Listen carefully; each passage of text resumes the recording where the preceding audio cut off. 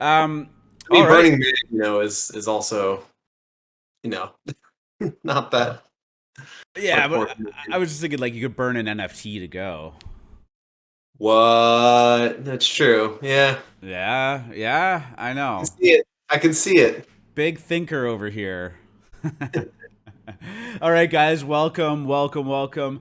It is Moon Monday number 32. I don't know why. I almost went to go say that in Spanish, and then I realized I actually don't know Spanish, and I don't know what 32 would be in Spanish. So, Poppy, if you want to help me out with that, Moon Monday, what?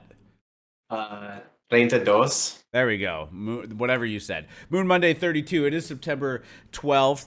And good to be back up here doing this with you guys. Last week we were off for the Labor Day long weekend.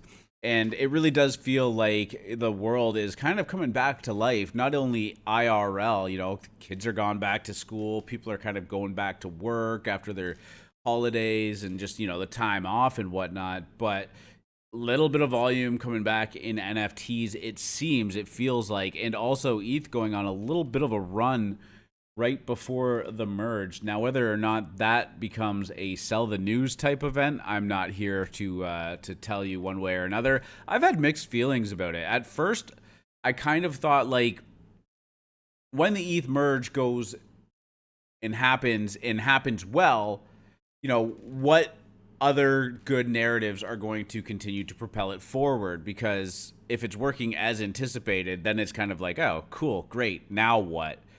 But one of the really encouraging things that has changed in that time was actually just the price of Bitcoin really started going on a run. It is up 12% in the last week. And now it almost doesn't feel like crypto in general needs a narrative to have a little bit of a run, but ETH going well and going through the merge could actually just be like a secondary catalyst on top of it. So now that we seem to have some kind of risk on environment in the face of the merge, actually starting to be pretty bullish. So I kind of flipped from, is this a sell the news event, or is this just like just hold on to your seats here? Because I think that anything could happen here. Now I could be wrong. This could be a huge bull trap. I am not really a crypto trader at heart. And when I've tried, it doesn't always go great for me, but I do love talking about it. And it's been at least a pretty good week, or I guess 2 weeks since we've been on this show in the ETH ecosystem. I know a bunch of people are listening to this punching the air because they've been praying for ETH to fall back down below 4 digits so that they could buy some more. But hey, if it's not going to fall for you, it might as well just go dramatically up, right? Like, you might as well, whatever bags you're holding might as well be worth substantially more. So the merge seems to be on its way in the next couple days. I couldn't tell you the exact date, but we are getting very, very close. And I do think that we might see a lot more interest in Ethereum based NFTs, as well as ideally the trading fees and the throughput on the Ethereum ecosystem should be dramatically cheaper. It might not be right away, but I mean, lower fees in terms of gas will help, definitely spring some volume back in. The less that is taken out from, OpenSea fees or creative royalty fees, and then of course gas, the more ETH that actually stays in the ecosystem, it starts floating around a lot more freely. It's kind of like when interest rates drop really low and money becomes a lot cheaper, right? I guess it's not really the same thing at all, but in my mind, that sounded pretty good. Anyways, I think I'm starting to ramble here. Let's get into the actual Moon Monday announcements. And this was a pretty fun one today. I know One Shot, who is in the audience right now, was awaiting this when I gave him a little bit of a teaser last week when we were just doing a community chat rather than a formal Moon Monday. But yeah, the big one that I wanted to go over was the tournament. Now we are going to hold back some of the finer details until next Monday, but we want you all to get your skills honed, sharpen your fangs, and maybe start practicing up for the PvP tournament that's going to be going on. Now, one of the things is we're definitely going to be inviting some teams from partnership projects to jump in here as well and compete for it. We'll definitely be taking some cues from the leaderboard for the PvP to pick who is going to be representing the Star Wolves on the side of it. And then, of course, we'll be looking at maybe potentially some ways of evening out the playing field too, because we don't necessarily want all of these new people to come in and start participating in the PvP tournament and then just have them get absolutely stomped by One Shot's crowd. He's probably swearing at me in the pack chat right now. No, he's not. But yeah, that's going to be really exciting. It is going to take place over an extended period of time, especially when we're looking at holding it for 32 to 64 people. We're going to be gauging interest on top of that. But we'll do the round one.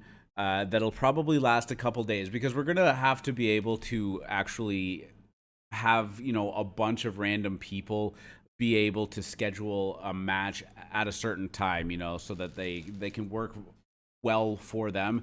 And then as the tournament starts to come to a close, we're planning on doing a little bit more of like a live style event for like maybe the finals and the semifinals and maybe the quarterfinals. We'll work on all of that. But again, coordinating 64 to 32 people in a bunch of different time zones. It's going to take a little bit of finessing, but I believe we have the methodology to do so, and it should be really fun too, right? And that grand prize of 1 ETH and the invaluable Tournament of Champions Discord role, you'll get a special color on your Discord name for all eternity. I guess maybe that's a little dramatic, but for a long time.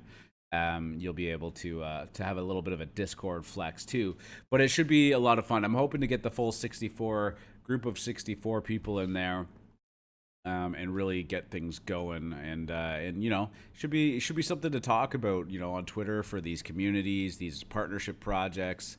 And again, that's what it's all about, right? Interoperability, welcoming other people into the pack, and really just trying to expand our reach. Had a couple conversations today regarding our Terrestrial Thursdays about some partnership projects. So hopefully I'll have some good news for you in terms of who we'll have on for Terrestrial Thursday coming up tomorrow or Wednesday as we look to schedule all that. But we're trying to hit the marketing trail pretty hard. Again, I know I've said this in the past, but it does seem like a lot of teams, especially some of the established teams that aren't in the process of, minting or just minted, definitely have kind of taken a step back towards the end of summer with, how active they are, like everybody else, just getting that last minute vacation or time with the family in.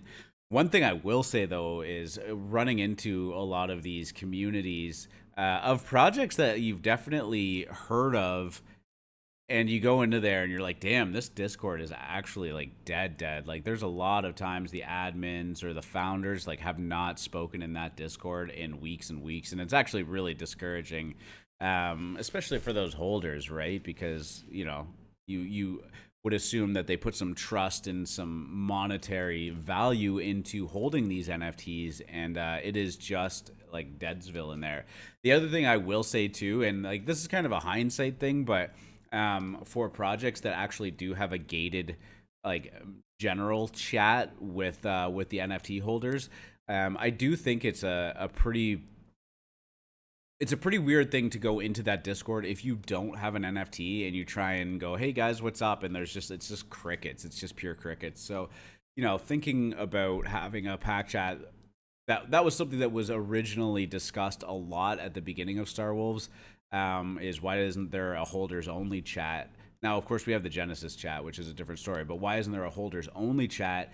And I really do think that at the end of the day, that's one of the reasons why, is because when new people want to come seek out information and get the vibes of the Discord, they can't really see it when you hide it behind a token gated chat, right?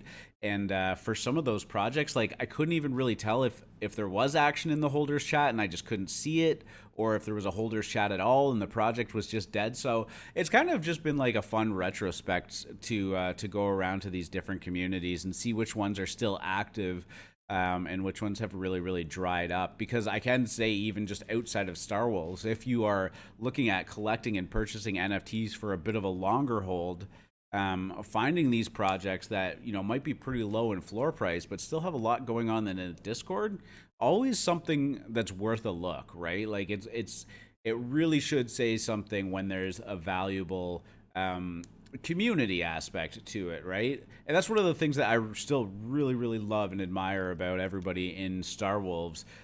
Whether you're just lurking or chatting away on a day-to-day basis, like there is still lots of people coming in. There's still lots of chat going on. Still a lot of excitement. A lot of people having laughs, and that's a really good sign, especially from the outside looking in. When people start to kind of just slowly find their way to your Discord. And once the once the NFT volume, once the NFT bull run comes in, there's always new projects that go for good runs. But those existing projects that have hung around and continued to build too, they definitely see their moment and will get to shine. So just keep on chatting away in that Discord, and we really, really do appreciate that. Um, Probably more than you know, and we should probably just say it. So I'm saying it right now. Thank you guys very much for all of that. Let's keep moving with the star signals, though. The machines that you guys can see in the in-game shop have been moved over to staging. They did go live in like an alpha form last night in our test server, and so far the results have been really good. They're working as intended. So now it's all about just like clicking buttons and throwing things around, making sure that it's fully working properly. But they seem to be communicating with the back end properly. They seem to be placeable, and all really good signs. So it seems like in the next couple of days there is a very, very high potential that you could be placing down your first machines in that home base that you guys have known to see as very empty. It'll start to have some furniture in there soon, and I'm really excited for that, because that is really the first iteration of the bigger game that we've always been building towards too, right? Like the PvP is great. It's an incredible social aspect, and it was an important part of our Discord game too. But now, especially with the shop being active and the machines coming online, we're really starting to get into the next phase of building. Speaking of building, we've also hired 2 new front end developers. That came out very awkward. 2 new front end developers that will be joining our core team over the next couple weeks. They are going to be working with the existing team and speeding up the process of the boss battles, the mining missions, some of the integrations, and of course those machines and whatnot that we just mentioned. We are still looking to hire and add on to, right? So again, if you know anybody that's a talented engineer, especially like full stack or Web3 centric developer, send them our way, and it's at least worth a chat, right? Because again, we are adding to the team, we are building throughout the time. I will say the price of ETH going back up definitely alleviates some of the pressure too, right? As people earn funds in USD typically when you hire somebody, right? They have bills to pay, and there's a certain expectation of value for their time. So maybe a little bit of a rally can help. I shouldn't say help like it was dire straits or anything like that, but it definitely makes a big difference for a lot of these projects that have been building and minting and working on stuff over the past few months. On that note, what else do we got here? Oh yeah, man, huge numbers. We have now sourced and launched over 2,500 allow lists just in the Q3 alone. So what is that? July, August, and then now into September. Did I do that right? Yeah, I think that's right. So yeah, approaching that 3,000 allow list spot pretty quickly. Alphabot has been, seems to be a huge success. Now, again, we are like the outreach is just anyone and everyone that is minting. So, as always, there are projects that don't always get off the mat. There are projects that are oversubscribed and whatnot, but it is a do your own research type thing. But really, I mean, if you have any interest in some of the projects that are minting, this is a really good value add that the community has been really excited over. And I gotta say, going through the Alphabot stats and whatnot, sometimes it feels like there's not always a ton of people in Discords and whatnot, but man, I gotta tell you, there are definitely a lot of people just hanging around in the Star Wolves Discord and coming back, you know a lot, not only to just check on the project, but to check out, what they have access to in terms of being a Star Wolves holder. And that right now is obviously the game. And we can see a lot of people log into that on a day-to-day basis. And of course, who's signing up for the Alphabot giveaways, right? So, whenever we can provide as much value just for simply holding a Star Wolves generative or a Genesis NFT, and continually have people coming back into the Discord, whether or not they're chatting or not, which is fine too, right? But you definitely create some really good holders that have a greater value add, and it's harder to part ways with your wolves when you get all of these opportunities to participate in all these different allow lists and mints. So pretty nice too that based on what we get given from these projects, it's you almost have about a 40% chance on average to win a spot on this, because the projects have been pretty generous in giving our community lots. And the more that we do and the more success that we have with it, the more that we can go to these projects and say, hey, look how many people are signing up for ours on a day-to-day basis. And then they start to give you more as well. So that's been a really fun kind of experience to do and watch happen. And man, like, Charlie is an absolute beast when it comes to just DMing people and sliding in those DMs and negotiating the allow list. It's masterful to see him work and do that, and how quickly he's able to procure them. So make sure. And that's not just Charlie, but he does a lot of it. But Doodly Bob is working really hard too in that regard. So thank you guys for participating in that. Let's see what's going on in the pack chat there.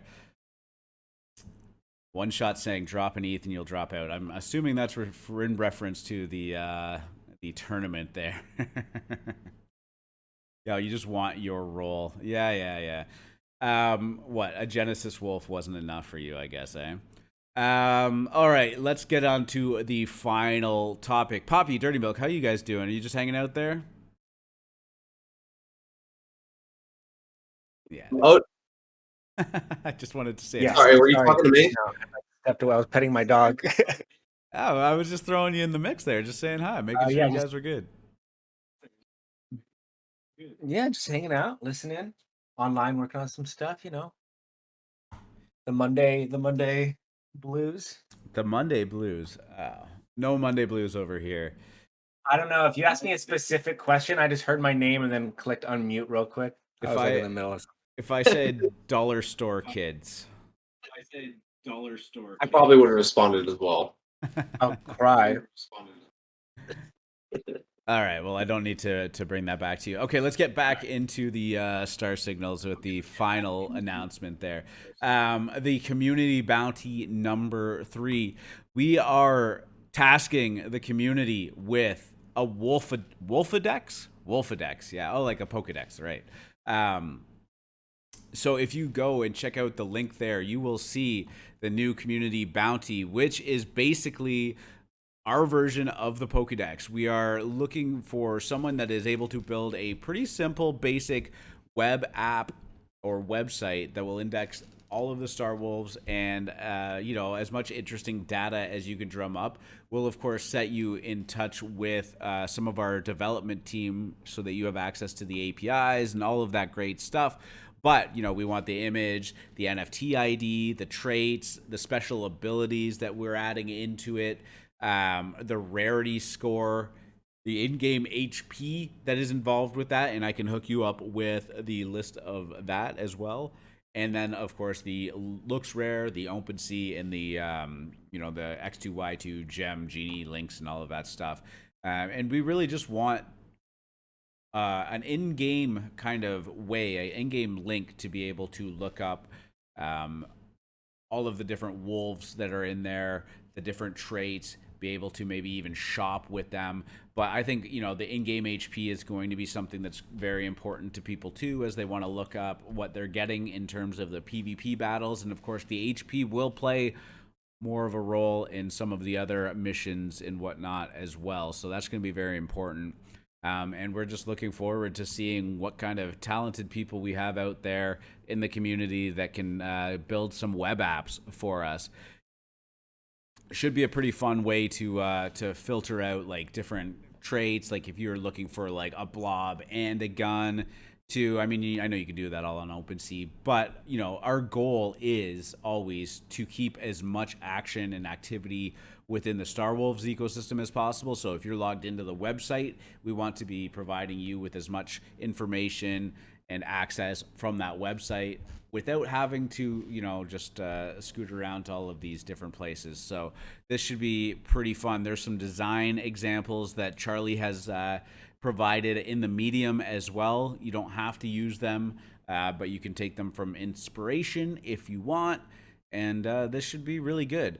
Right now, we're just trying to see what kind of participation, how many people are going to start partaking in this, so we don't have a deadline. This isn't something that we want to be completely rushed, but once we gain some insight into how long people think they need to have it done, we'll start drilling down and putting a timeline on it so that it's I don't want to say a race, but like there's a hard deadline for you guys to meet, and we will, whether or not you're working on it in a group or solo, will reward you appropriately.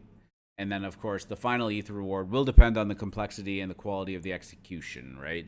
So making something that's very high quality, going above and beyond, will absolutely be recognized and acknowledged appropriately. All right, gentlemen. I am starting to run out of a voice a little bit here. I can throw it out to the community or the people that are listening below. If you want to come up and have a chat with us for the next little bit, we can hang out and continue to talk. Poppy, you wanna talk about your weekend? Sure. Yeah, I got engaged. So it was good. The TLDR version. Whoa. TLDR version. Pretty much, yeah. I Glad. oh, thanks, man. Yeah, thank you, everyone. I got a lot of like really warming congratulations, and just like a bunch of people like all throughout my life like reached out to me, and it was a very special time. Especially like a lot of people within the pack, they've uh, kept very congratulatory. Like it was very congratulatory, so I was very appreciative of everyone kind of reaching out and saying their thing. It's a big deal for me. I'm extremely happy. My family's happy. Her family's happy. Couldn't have gone better. I got completely hammered on Saturday night as well. I literally was like mixing tequila, vodka, wine, and whiskey, which is never a good idea. And but it took me all Sunday to recover. Hence why I was not able to play Phasmophobia last night, because I was still like sleeping. I literally slept for like 12 hours because I didn't get home until like 5 in the morning. So yeah, you were just ruined, eh? Oh my god, I was destroyed. I was like, I can't keep up with these kids anymore, it's because it's just yeah, some of my friends are absolute fucking beasts when it comes to just like drinking, and obviously I didn't pay for a single drink, so when it comes to life, balance is important, and if you're gonna have the best day of your life, the next day might as well be the worst, right? That's right. That's right. I don't have any regrets, except that I was stuck in a line at Taco Bell for an hour at a drive-through, Oh no. which was horrible because I was in the drive-through, so I couldn't get out. So I was literally stuck for an hour. I couldn't leave, and it was horrible. I've had some long drive-through waits, never an hour though, so that is pretty ruthless. Record-breaking for me as well. It was horrible. Well, congratulations, man. That is absolutely incredible. And Yeah. you know, are you going to be hosting the wedding in like your home base or on the moon? Like, what's the plans for that? I mean, Moon sounds pretty good. Moon It sounds does. pretty good, yeah. It's different, it's quaint, destinations are always, you know, uh sometimes cost efficient, but depending on the location, Moon probably would be a little up there, but I don't know. I don't know. Well, at least only My the people that fiance's- are like really dedicated to you will show up to that one. That's right. That's right. That's kind of what I'm planning on is kind of just doing a big outreach and then hopefully, only a handful of people come. So that's my hope. Yeah, no, man. A huge congratulations. It is a really exciting time, and I'm really happy that everything went well for you. It's incredible. It's a great thing to do and have. I don't know what I'm saying. You know what I'm saying, though. Yeah, no, I do know what you're saying, and it is like so. It means so much. Like you've always like R2, you've always been so supportive, and you just have always just been so like kind and generous, and I take your words to heart, so I really appreciate it. Yeah, yeah. Don't worry. I'm not deep down inside being like, "Don't do it." I mean, need those people in my life too. Again, I always make sure I'm balance, like, am I right? doing the right thing? Yeah, no, for sure, man. When you know, right? You don't just pop that question without knowing and thinking about it. And I'm sure you have done that in many times over. So huge 1,000. congratulations to you and your new fiance. That's amazing. Thank you. Thank you. I mean, especially like on that note, who is going to play Phasmophobia with me? Are you doing that right now? No, but I'll probably do it maybe tonight or tomorrow night if anyone is down. I don't have it, but like I'll hang out with you later tonight if that's the route you're going. It's my favorite. It's like the funniest, but like most fun game that I've had, like playing co-op with people. And it is, Oh, it's there's a like a little co-op learning game curve, but too. it is so much fun. So what is the objective here? Like I know it's like horrifying, but you're running through a house or something. Okay. Have you ever seen or heard of the show like Ghost Hunters? Yeah, yeah, yeah. Okay, so it's essentially like these two guys, they go into like a house or like a creepy campsite and they have like these like radios and shit and they're like walking around the house and they're like, "Hello, like is anyone there?" And basically what you have to do is you have a team, you go into this house, you find the location of like where the ghost like died or is, and the ghost will do different things and you pretty much depending on what those things are, you have to determine what ghost it is. And if you guess right, you get paid and you get upgrades and stuff. And Oh. it's interesting because like some ghosts like blow out candles, other ones like speak on a radio, other ones you can see on like a camera. So it's so much fun. It's absolutely ridiculous though, but it's a ton of fun. Yeah, and you're Iso's asking, is it what on Steam? Oh my god, see this is where my voice dies. On Steam? Yeah, it's on Steam. I think it's like $12 or something like that, but it is worth every penny because they're also pushing out like an update like later this month that adds like more like customizations, more tools, they're enhancing the graphics and they're like going all out. They're constantly adding maps to it. So it's a really fun collaborative game, and I feel like we would be really good at it.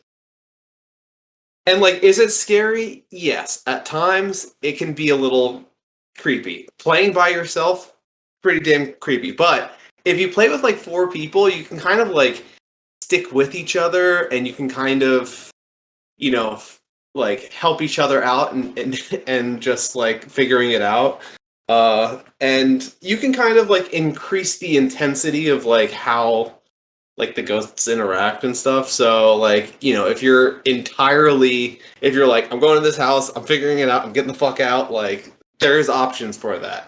But if there are options for people who are like, oh, I want the shit scared out of me, I'm gonna put on nightmare mode. Right the second you walk into the house, you hear like a banshee scream, and you're like, all right, well, it's a fucking banshee. I'm getting the hell out of here.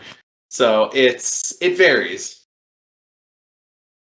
All right, I might pick this up and play with you tonight. If I gotta just check and make sure I don't have to. I'm so stoked. It's back to Awesome. school time, so my kid goes to sleep a lot earlier these days. Good. Oh, good, good, good, good. Yeah, that's perfect. You just put on some headphones. You play in the dark, the pitch black. Do you have a VR headset? I do, and I will not play on. Oh, I will not play on VR with this game because this one is VR compatible, and I have a limitation as well. Is it good though? Like, if is it worth the money to spend on these? Like, do you find that you get value on it like regularly, or is it just one of those like A VR headset? yeah, things that you've used, like you used it a lot for a week and now it just sits there? Actually, quite the opposite. I think like now these days, like because it's so accessible, there are so many different variations of how you want to use VR. And the kinds of like games and the multiplayer games that are out right now are just awesome. Like you know, you could play Skyrim in VR and it's actually like good. It actually works. Um and there's like so many like really cool VR games that can really trick your mind into like the immersion of things that it's totally worth like $300 because that's like how much a VR headset you can get now. And So I was but just like, I'm kind of torn between like a PS5 or a VR headset. ooh, Yeah, I I know, mean, right? you have like a PC though, right? I do, but there are certain things that I just like the console experience for. Like, I want to play NBA 2K23, but the PC version is not like the next gen version, which is stupid. But Yeah. I mean, for like little stuff like that, it really depends. It really depends because it depends on what kind of like gamer you are. Like I'm very casual, and I also have a PC game. So and now it doesn't even justify getting a PlayStation because the new Spider-Man is on PC. Last of Us is coming to PC, both Part One and Part Two, and then you also have God of War, which is already out as well. It's like, what is the point to get a PlayStation when all the heavy hitters for PlayStation stuff is coming out on PC? fair point. Fair point. And you also can get like, I don't know, like Nvidia or Xbox has like PC streaming games, so where you can do like, I know it's like $20 a month or something, but you can like play NBA 2K on like the Xbox version of it. So Yeah. I would say get a VR headset because it's just so much fun. It is so ridiculous, but it's so accessible now. But I would also say wait at least like a month or at least until October because there's a bunch of new headsets that are coming out that have like new chipsets that are That's what I was gonna say too. Is like it feels like there's like it's at this point in time where like the technology is progressing so fast that if you buy one now in 6 months, there's going to be something that's like 10x better. Maybe not 10x, yeah, but like twice yeah. as good. It's and yeah, like it's slowed down for a little while since like the Quest 2 came out, but and the Valve Index, but when there is like because there's been a little bit more time now, it's about to like pop off into like this huge like VR renaissance because Qualcomm made like deals with Steam as well as Meta, and they also are like opening up like new VR headsets where you're able to have like a modular variation of like inserting specific chipsets it's like it's really cool in terms of like what is like the capability of certain things that are coming out. It's very exciting. So I would say like wait until like October because that's when like the new chipsets are coming out and that's when the new headsets are coming out. So that's what I would say. All I'm hearing is just don't buy anything right now. Correct. Yeah. That's I would say I'm yeah. cool with that. I'm cool. I think I gotta just sit on my hands for a little bit there. But it is cool because like especially if you have a PC, you can stream like your headset's like graphics card, or you can stream your PC's graphics card to your headset without a wire anymore. Nice. Yeah, So man. I was listening to Zuckerberg on a podcast.